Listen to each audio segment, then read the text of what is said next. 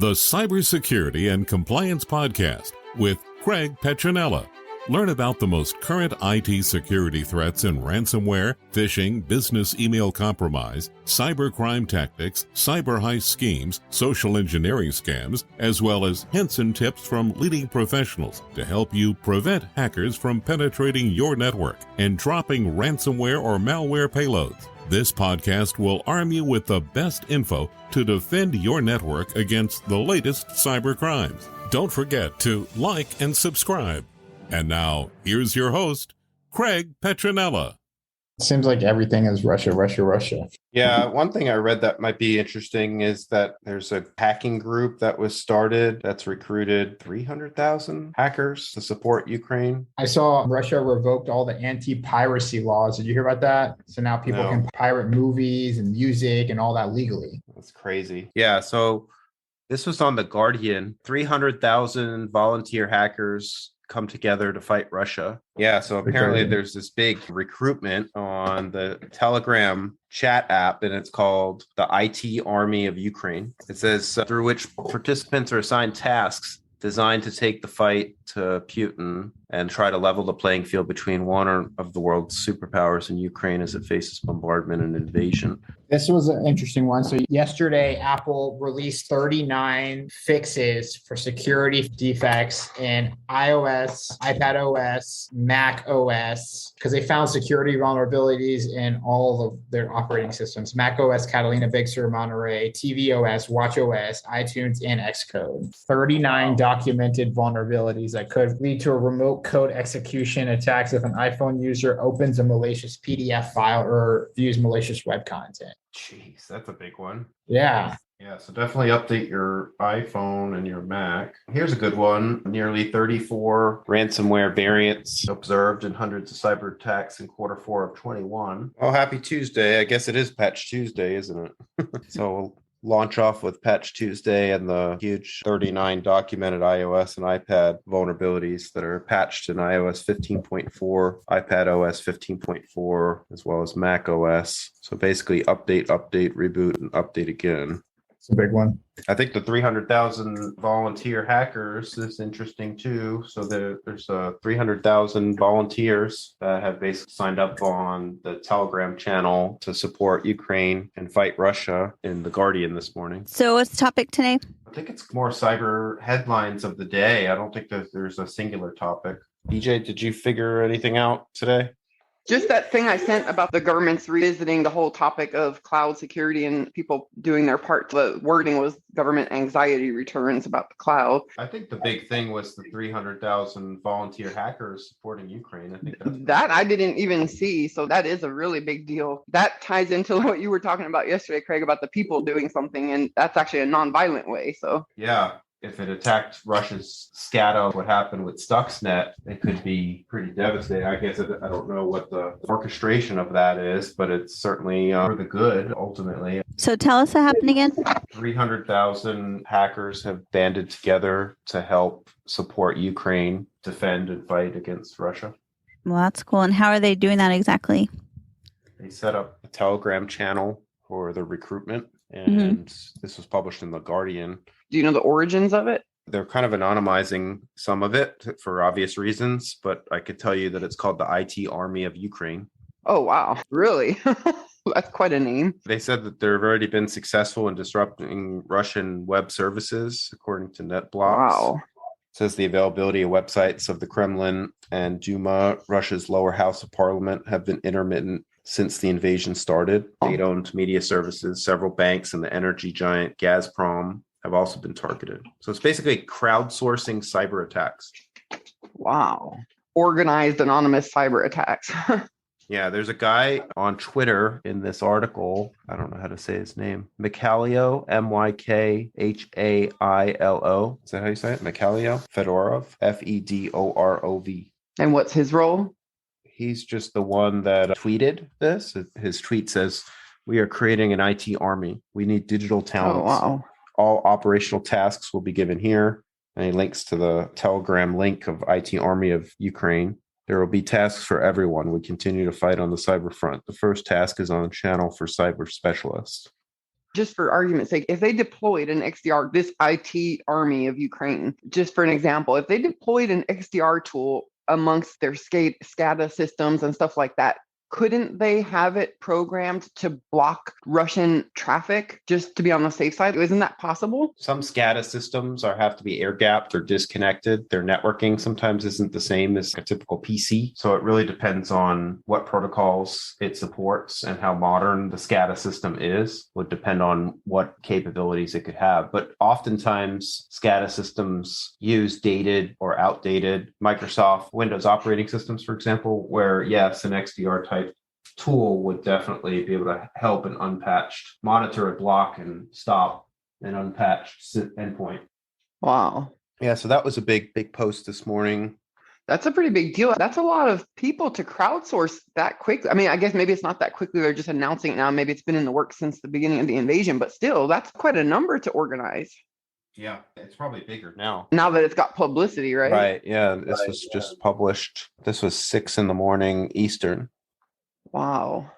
We've come across people just in our line of work that, do you remember, I won't name them, but some of the people that do pen testing and stuff that are like white hat hackers and stuff didn't really have a cause, but with a cause, there's quite a few of them out there, right? Yeah, absolutely. Some of them are very highly skilled. We ran into a few ourselves at Twitter and LinkedIn and stuff that were obviously very highly skilled. That's interesting. Yeah, for sure. I saw a headline last night. I don't know if you guys saw this yet. I'm not really too familiar with Microsoft, Craig. I'm sure you are. Yeah, it's just basically their cloud offering similar to Amazon AWS. Oh, okay. So that's interesting then. I didn't know that's what it was. I never really looked into Azure, but because Amazon has its quantum center now, they have Amazon Bracket for quantum computing. And then now they have Azure Quantum. They're letting people on board to Azure Quantum now. I saw that last night. Yeah, that doesn't surprise me. I would think that all the big players like that would be wanting to support those kind of efforts. That's interesting. Well, that's a major development then, 300,000 people. I would venture to say that whatever parties are involved in this crisis weren't accounting for something like that to develop. Yep. And I think the other thing that Blake found too, with 30 plus patches for pretty much all Apple devices, and today is ironically Patch Tuesday, so I'm sure Microsoft has their treasure trove of patches announced for the day. They usually come out every Tuesday of the week, and then if there's a rush patch or a patch that needs to be put on midweek because of a high vulnerability, then that'll be announced as well. But definitely want to make sure that you're updating all of your endpoints and devices, especially at this time with all the stuff going on. Were there pretty major Apple patches announced? Yeah, there's a new iOS for iPhone, iPad iOS, as well as Mac OS. And Apple Watch, yeah, every operating system, iOS. So there's corruption flaws in Mac and iPads and iPhones. What does that mean? What's a corruption flaw? I guess whenever a software writes to the memory, it creates some type of corrupted data or something. It says iPad, iOS updates, fixes, memory corruption flaws in multiple OS software components, including AVE, video encoder, core media, FaceTime, GPU drivers, iTunes, kernel, sandbox, Siri, and software updates. 39 documented iPad and iOS vulnerabilities, which also included patches to Catalina, Big Sur, Monterey, tvOS, watchOS, iTunes, and Xcode, which is the software that you use to write Apple apps. The flaws could expose users to remote code execution attacks, whatever that is. Yeah. That was a Log4j, wasn't it, Craig? That was the risk with that, was that it exposed them to remote code execution?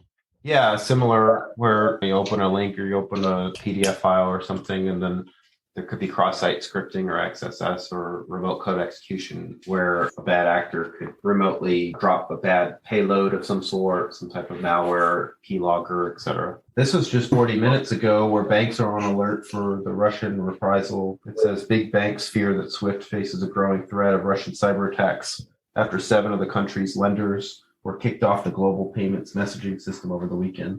7 of the Russian banks that were planned to be kicked off, or were we talking about 7 attacks that caused banks to be kicked off? It says 7 of the country's lenders were kicked off the SWIFT global payment messaging system over the weekend. Which country, Russia or the United States?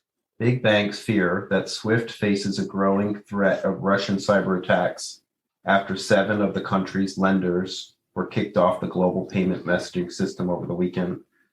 Says VTB, Russia's second biggest bank, which finances Russia's war machine, were among the lenders removed on Saturday from SWIFT as part of the West sanctions campaign against Moscow in response to its invasion of Ukraine.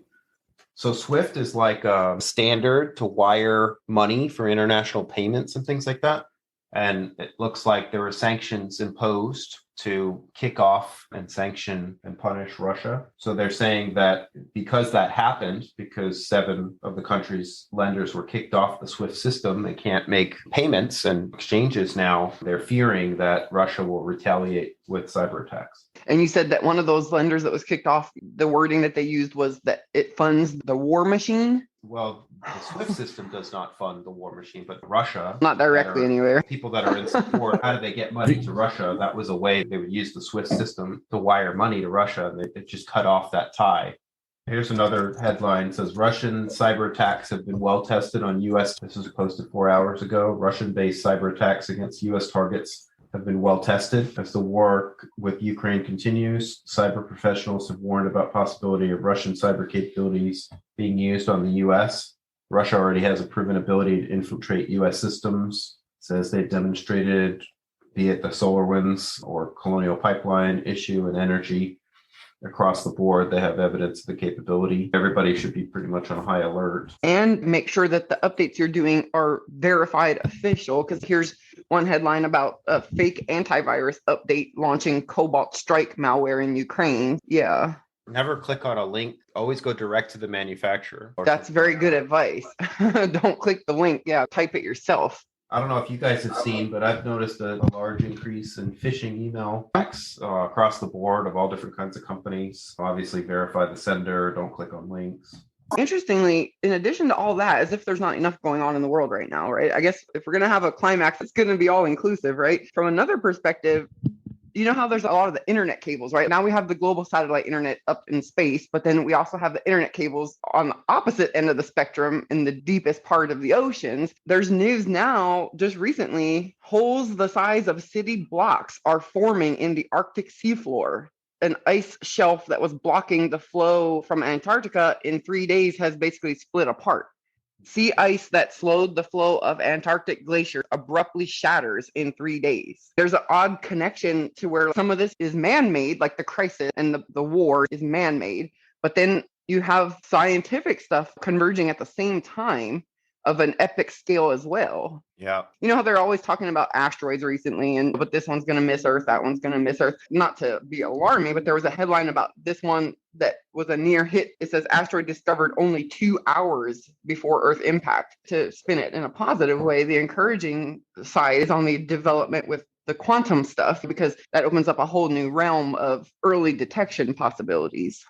Russia just announced that they're putting sanctions on Joe Biden and Jen Psaki and Hillary Clinton and Hunter Biden and all this random people. And if they have any assets in Russia, they're freezing those assets and they're preventing them from traveling to Russia.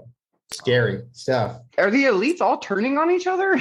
I doubt any of these people have assets in Russia. Yeah, probably not. But whatever the framework is that they all work from when they do these things, it seems like they're all trying to kind of follow the same protocol. Right. But it kind of seems like they're starting to spin out of control a little bit. It's starting to seem a little bit absurd. Yeah. Well, one thing I just dug up that was interesting. It says Russia, who paid $3.5 million to Biden's brother, Hunter Biden, was paid $3.5 million by a Russian oligarch. I saw a meme of Eric Trump like, oh yeah, if my dad was president, my dad understands Putin and he was KGB and he realized that my dad's a strong person and all this stuff. And then he goes on to brag that we get all the funding we need from Russia, da-da-da-da-da. You know, even though when Trump was in White House, they were denying that they were getting funds from Russia. And then he goes on to say that. Well, there's growth in other areas, like the people uniting whatever cause they're uniting. And then on the flip side, it seems like there's a bit of chaos ensuing with the upper echelons. I think Hunter Biden worked for a firm that... He was in Ukraine. Yeah, but they raised funds, right? A hedge fund or something like that. He was on the board of directors for a Ukrainian company. It's safe to say that there seems to be a lot of connections between all the politicians at the high levels. They all seem to share some connections at the high levels. Yeah. But good thing that it looks like the people are sharing some connections too. So that's good news. Thanks for listening to the Cybersecurity and Compliance Podcast with Craig Petronella. For other episodes and more information, visit PetronellaTech.com. Also visit our other websites, ComplianceArmor.com and BlockchainSecurity.com. Don't forget to like and subscribe. Thanks for listening, and stay secure.